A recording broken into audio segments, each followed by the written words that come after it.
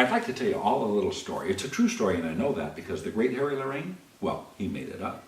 Actually, it's one of his personal secrets, and it can be found on HarryLorayneMagic.com.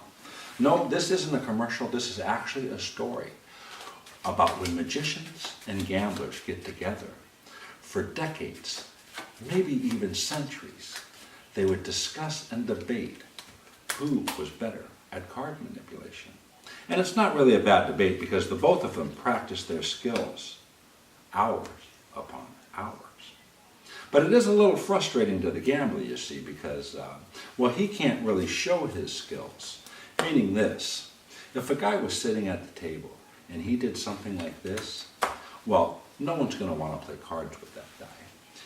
Meaning this, the gambler, he can't show off, while the magician, well, that's all he ever does. And the other thing, when a magician makes a mistake and a gambler makes a mistake, well, the magician, he loses his job. And the gambler, well, he could lose his life. Yeah. Well, one day, the greatest magician and the greatest gambler in the world were having dinner together, and they were discussing this topic of who was a better card manipulator. And after a while, they had a few drinks, and the discussion became an argument. And during the argument, the gambler reached over, told the magician, "I bet you can't even shuffle these cards. Cut to whatever card you want. Turn the top card over. Do that 4 times, and cut to 4 of a kind." And the magician said, "I'll take you up on that under the condition that I can cut the deck once, twice, and 3 times, each time before I turn the top card over. Then I'll cut to 4 of a kind." And the gambler said, "Well, I don't see why not. You got a bet." And the magician said, "Great."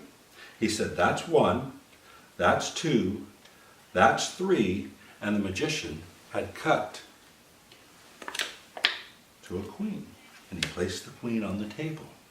He said, "Remember, I cut 3 times. That's 1, that's 2, that's 3, and the second card was also a queen."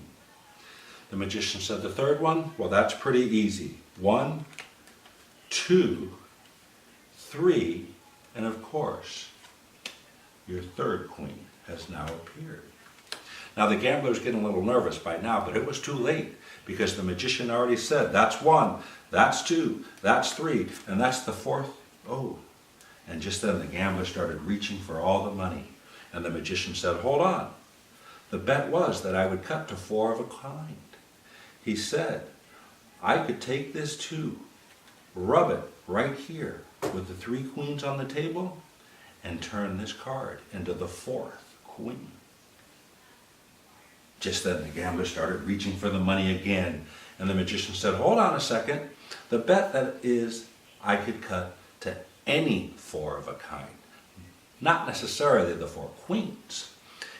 And the magician said, "What if I take this deuce, rub it across the 3 queens on the table, and turn the 3 queens into the 4 deuces?"